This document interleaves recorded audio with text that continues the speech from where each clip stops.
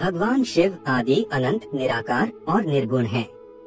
संपूर्ण ब्रह्मांड में कोई भी ऐसा व्यक्ति नहीं जो भगवान शिव के बारे में न जानता हो, लेकिन भगवान शिव के सत्य स्वरूप को जानना सबके बस की बात नहीं है। हम शिवलिंग की पूजा तो करते हैं, लेकिन हम में से ज्यादातर यह नहीं जानते हैं कि शिवलिंग का वास्तविक अर्थ क्या है। शिवलिंग क्यों पूजनीय है? शिवलिंग का आकार ऐसा ही क्यों है? शिवलिंग का शाब्दिक अर्थ क्या है और शिवलिंग से हमें क्या बोध मिलता है?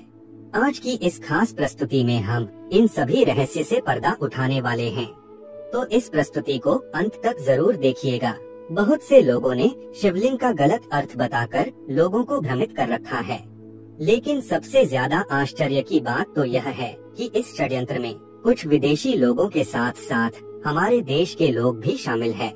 इन लोगों ने शिवलिंग का बहुत ही गंदा मतलब निकाल रखा है, लेकिन सच्चाई ज्यादा देर छिपी नहीं रह सकती है।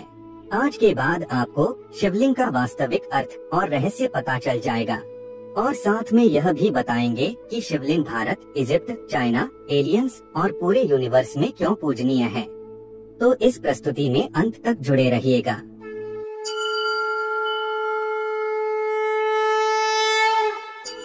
सबसे पहले हम शिवलिंग का शाब्दिक अर्थ क्या है वह समझते हैं। शिवलिंग में शिव का अर्थ होता है परम शुद्ध चेतना, परमेश्वर या परम तत्व, और लिंग का अर्थ होता है निशान, चिन्ह, प्ररूप, लक्षण और प्रतीक, और शिवलिंग का अर्थ है भगवान शिव परम तत्व का चिन्ह या प्रतीक। अब हमें यह भी पता होना चाहिए कि संस्कृत में जनन अंग के लिए शिश्नम शब्द प्रयोग होता है, लिंग शब्द का प्रयोग कभी भी नहीं होता है। अब हम लिंग के कुछ अन्य अर्थ जानते हैं। लेते यस्मीन इति लिंगम। लिंग पुराण के इस वाक्य में बताया गया है कि सारे संसार की उत्पत्ति और लय जिसमें हो उसे लिंग कहते हैं। शिव शक्तोष्ट विचिन्हस्य मेलन्म लिंगमुच्यते। शिव पुराण की वेदेश्वर संहिता के इस वाक्य में कहा गया है कि शिव और शक्ति का मेल ही शिवलिंग है। आइए अब हम जानते हैं कि शिवलिंग वास्तव में क्या है। शिवलिंग को जानने के लिए हमें सबसे पहले शिव और शक्ति यानी कि पुरुष और प्रकृति को जानना बहुत जरूरी है। शिव आगमों में शिवलिंग को शिव और शक्ति कहा जाता है, वेदों में पुरुष और प्रकृति कहते हैं। विज्ञान उसे गॉड एंड एनर्जी कहता है, हालांकि विज्ञान गॉड को नहीं मानता है। विज्ञान कहता है कि प्रकृति यानी कि सभी भौतिक पदार्थ मूल रूप से एनर्जी ही है, और विज्ञान ने हमें सूत्र दिया है E=mc²। विज्ञान का यह भी कहना है कि प्रकृति ऑटोमेटिक है, यह दिन रात जन्म मृत्यु सब प्रकृति ही करती है, ईश्वर का इसमें कोई हस्तक्षेप नहीं है। जबकि हमारा वैदिक धर्म कहता है कि प्रकृति यदि ऑटोमेटिक है तो उसे ऑटोमेटिक बनाने वाला भी कोई है। सृष्टि निर्माण के बारे में विज्ञान हमें बिग बैंग की थ्योरी देता है, लेकिन बिग बैंग से पहले क्या था उसके बारे में विज्ञान मौन हो जाता है। विज्ञान हमें यह भी नहीं बताता है कि बिना स्पेस के, बिना अवकाश के कोई चीज संभव ही नहीं हो सकती, तो बिग बैंग कहाँ हुआ था। लेकिन हमारे वैदिक धर्म में बिग बैंग से पहले क्या था उसकी भी बात की गई है। अब हम प्रकृति की बात करते हैं। प्रकृति का मतलब यह नहीं है कि जो हमें दिखाई देता है। प्रकृति का मतलब होता है कृति से पहले यानी कि बिफोर क्रिएशन, यानी कि सर्जन से पहले जो स्थिति थी वह कहलाती है प्रकृति। प्रकृति में सब कुछ पैदा करने की क्षमता थी, वो जो चाहे पैदा कर सकती थी, और इसीलिए प्रकृति को सर्वगर्भाय कहा जाता है। जो भी संसार में पैदा होगा वह प्रकृति से पैदा होगा। जो चीज जहाँ नहीं है वहाँ से पैदा नहीं हो सकती। X निहिलो निहिल fit. विज्ञान के इस मूल सिद्धांत को हमारे यहाँ हजारों साल पहले ही बता दिया गया था। Out of nothing, nothing is produced. From zero can be zero produced. Something can produce something. इसका मतलब कि समथिंग को प्रोड्यूस करती है, मतलब कि समथिंग यानी कि प्रकृति एग्जिस्ट करती है। इसीलिए कहा जाता है कि प्रकृति अनंत है, इन्फिनिट है।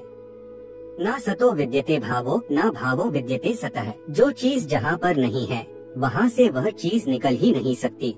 ऐसी प्रकृति 3 गुणों से युक्त है, सतोगुण, रजोगुण और तमोगुण।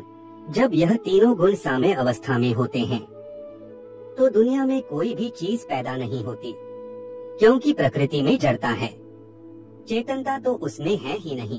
अब कोई चीज पैदा हो, इसीलिए प्रकृति में चेतनता होनी जरूरी है, और इस प्रकृति को एक्टिवेट करता है पुरुष। पुरुष यानी प्योर चेतना, जिसे हम शिव तत्व कहते हैं। और इस पुरुष में जड़ता नहीं है, भौतिकता नहीं है, ना उसमें कोई परिवर्तन हो सकता है और ना कोई बदलाव आ सकता है। वह जैसा है जब से तब से वैसा ही है। पुरुष एक प्योर चेतना है, प्योर प्रकाश है। अब प्रकृति यह चाहती है कि मैं किसी तरह से अपने आप को व्यक्त करूं। मेरे अंदर शक्ति है प्रकट करने की, लेकिन प्रकट कैसे करूं की चेतना नहीं है, रास्ता पता नहीं है, ऑटोमेटिकता नहीं है। और वह पुरुष सोचता है यह रियलाइज करने के लिए कि मैं क्या हूँ, मुझे कोई ऐसा माध्यम चाहिए कि मैं अपने आप को जान सकूं। और जब पुरुष और प्रकृति, शिव और शक्ति, गॉड एंड एनर्जी का संयोग होता है तो सब कुछ प्रकट होने लगता है, सर्जन होने लगता है, अणुओं का मटेरियल बनने लगता है, अणु आपस में जुड़ने लगते हैं, ब्रह्मांड बनने लगते हैं, देवी देवता प्रकट होने लगते हैं, जीव सृष्टि जन्म लेने लगती है, दिन और रात होने लगते हैं, और यह सारी सृष्टि ऑटोमेटिक बनने लगती है। और उसको ऑटोमेटिक बनाने वाला वही पुरुष शिव तत्व है। पुरुष और प्रकृति, शिव और शक्ति के मिलन को सिम्बलाइज करने के लिए, चिन्हित करने के लिए शिवलिंग का सर्जन हुआ। अब यह याद रहे कि शिव कोई ऐसा व्यक्ति नहीं है जो इस सृष्टि में कहीं निवास कर रहा हो। शिव चेतना की परम अभिव्यक्ति है, जिसकी आगे कोई विभाज्यता नहीं है। एक अस्तित्वहीन अस्तित्व, नाम और रूप से परे अस्तित्व। और इस निर्गुण अनंत शुद्ध चेतना को शिवलिंग के माध्यम से दर्शाया जाता है। और इसी परम तत्व को सगुण रूप में भगवान शंकर के रूप में दर्शाया जाता है। शिव निर्गुण ब्रह्म के प्रतीक है तो शंकर सगुण ब्रह्म के प्रतीक है। अब हम जानते हैं कि शिवलिंग का आकार ऐसा ही क्यों है। शिवलिंग शिव और शक्ति, पुरुष और प्रकृति के मिलन का प्रतीक है। तो प्रकृति को हम कैसे सिंबलाइज कर सकते हैं? यदि हम प्रकृति को पत्तियों के रूप में दर्शाते हैं तो प्राणी और दूसरे सभी तत्व छूट जाते हैं। यदि हम प्रकृति को मनुष्य के रूप में दर्शाते हैं तो भी प्रकृति को पूर्ण रूप से नहीं दर्शा पाते हैं, क्योंकि प्रकृति अनंत है और इस अनंत और विशाल प्रकृति को दर्शाने के लिए जाने वाला प्रतीक भी विशाल होना चाहिए, जैसे कि गैलेक्सी या ब्रह्मांड। और प्रकृति को ब्रह्मांड के रूप में दर्शाना एकदम सटीक है, क्योंकि उसमें प्रकृति के ज्यादातर सभी तत्व शामिल हो जाते हैं। और शिवलिंग का जो नीचे का हिस्सा है वह प्रकृति है, जो ब्रह्मांड के आकार को दर्शाती है और भौतिक जगत को भी दर्शाती है। अब शिवलिंग का ऊपर का हिस्सा ऐसा क्यों बनाया गया है? तो आज भी जब हम परम तत्व को दर्शाते हैं तो उसे एक ज्योति के रूप में दर्शाते हैं।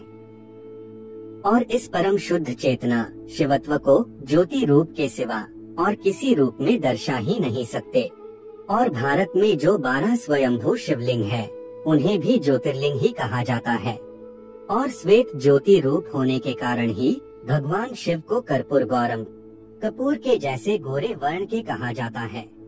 और जब शिव और शक्ति के इन प्रतीकों को एक रूप करके उन्हें पत्थर पर उकेरा गया और जो प्रतीक हमारे सामने आया वह है शिवलिंग। अब हम जानते हैं कि शिवलिंग क्यों पूजनीय है और शिवलिंग से हमें क्या बोध मिलता है। शिवलिंग भगवान शिव और माता आदिशक्ति का प्रतीक तो है ही, और शिव और शक्ति से परे कोई चीज हो ही नहीं सकती।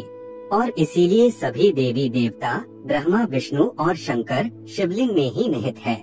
और इसलिए शिवलिंग का पूजन करने से सभी देवी देवताओं का भी पूजन हो जाता है। जब हम शिवलिंग को नमन कर रहे होते हैं तब उस पुरुष अर्थात परम चेतना को नमन कर रहे होते हैं। शिवलिंग से हमें बोध मिलता है कि जिस तरह से पुरुष यानी कि शिव इस प्रकृति के मध्य में रहते हुए भी प्रकृति में लिप्त नहीं हो जाते, उसी तरह हम जीव भी इस शरीर रूपी प्रकृति में रहते हुए शिव की तरह प्रकृति रूपी शरीर की मायाजाल में लिप्त नहीं हो जाना है। हमें जीव से शिव बनने की कोशिश करनी चाहिए और हमारी चेतना के स्तर को ऊपर उठाना चाहिए। अब यदि पृथ्वी पर से सभी मानव सभ्यताएं नष्ट हो जाएं और मानव की सारी पृथ्वी ही नष्ट हो जाए तो क्या भगवान शिव और शिवलिंग रहेंगे या नहीं? और मानो कि सारी पृथ्वी नष्ट हो जाती है और लाखों साल बाद किसी दूसरे ग्रह पर नई सभ्यताएं विकसित होती है, तो उनमें से इजिप्ट जैसी कोई सभ्यता जब सृष्टि के मूल कारण का पता लगाएंगे तो वह शिव और शक्ति को अंक के रूप में चिन्हित करेंगे, जिसमें अंक का नीचे का हिस्सा शक्ति को दर्शाता है और ऊपर का हिस्सा परम शुद्ध चेतना शिव को दर्शाता है। और चाइना जैसी कोई सभ्यता शिव और शक्ति को यिन और यांग के रूप में चिन्हित करेंगे, जिसमें काला रंग प्रकृति को दर्शाता है और सफेद रंग शिवत्व को दर्शाता है। अब सवाल यह बाकी रहता है कि क्या एलियंस भगवान शिव में मानते हैं? तो एलियंस भी भगवान शिव में मानते ही होंगे, क्योंकि भगवान शिव यूनिवर्सल है। बस फर्क इतना हो सकता है कि शिव के नाम और प्रतीक अलग हो सकते हैं। भगवान शिव सनातन है, सृष्टि के मूल कारण है, आदि अनादि है। सृष्टि रहेगी तो भी शिव होंगे और सृष्टि नहीं रहेगी तो भी शिव होंगे। तो मित्रों, यह प्रस्तुति आपको पसंद आई है तो प्रस्तुति को लाइक और चैनल को सब्सक्राइब जरूर करें और कमेंट में ओम नमः शिवाय अवश्य ही लिखिएगा। धन्यवाद।